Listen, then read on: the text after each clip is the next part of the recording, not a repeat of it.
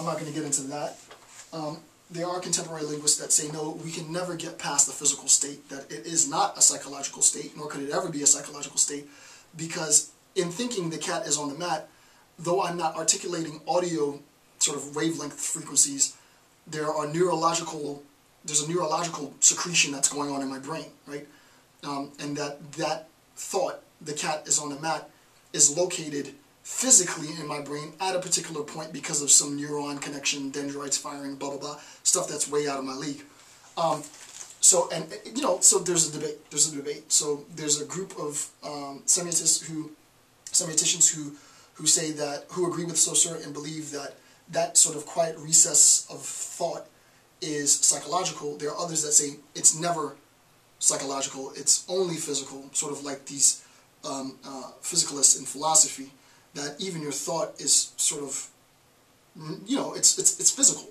Therefore, there's a bit of debate that's ongoing now, but I'm not going to get too deep. I said I would get deep, but that's as deep as I'm going to take it. So, the next thing is how we represent, finally, how we represent the linguistic sign.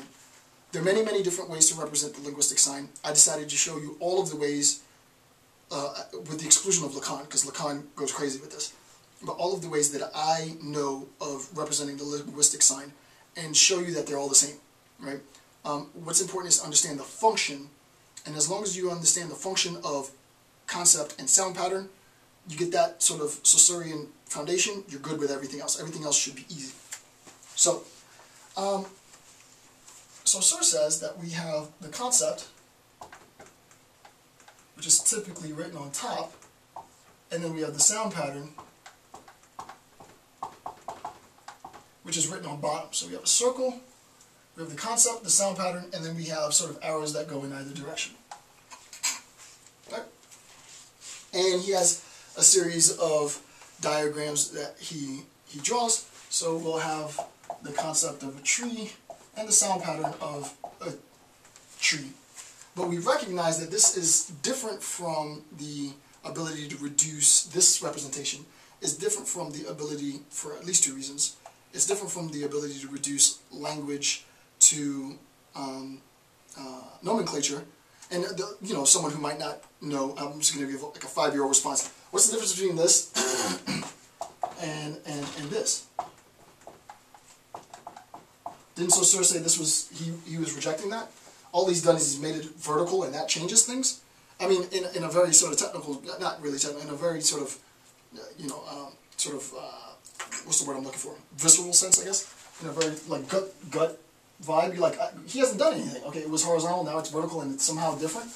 What he's saying is that it's different because we recognize that tree as sound pattern isn't a physical. It's not a. It doesn't have to be, at its most general sense. It's not a physical thing. It's a psychological state of affairs, as represented by sort of me thinking quietly, right?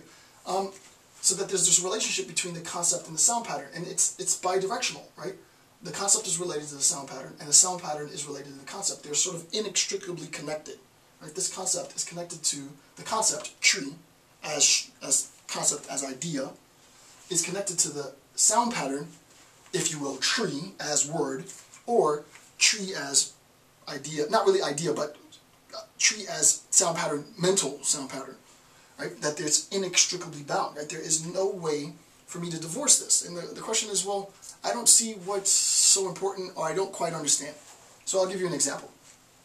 This example is completely fictional because it could never happen because it's individualistic, and we know that the linguistic community presupposes all of this. But just so that you understand. Imagine that I had the power to, say that this direction should be called left, and this direction should be called right. We do recognize that, wait, that is left. Sorry. Let's do it the other way. This direction should be, all right, how are you seeing this? You're seeing this right, so it should, yeah, I was right before. Okay, so that this direction for you is right, but we'll call it left. And this direction for you is left, but we'll call it right. Imagine that I had the power to transform directionality, right? Well, I'll say that again. Sorry.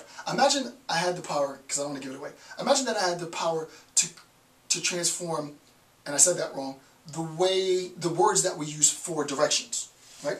So that I could arbitrarily say, we know at this point in the discourse that Saussure's already made the claim that the words that we use arbitrarily are associated to, they have this arbitrary relationship with sign. Therefore, the meaning is conditioned to change, right? It could be the case that right meant this way.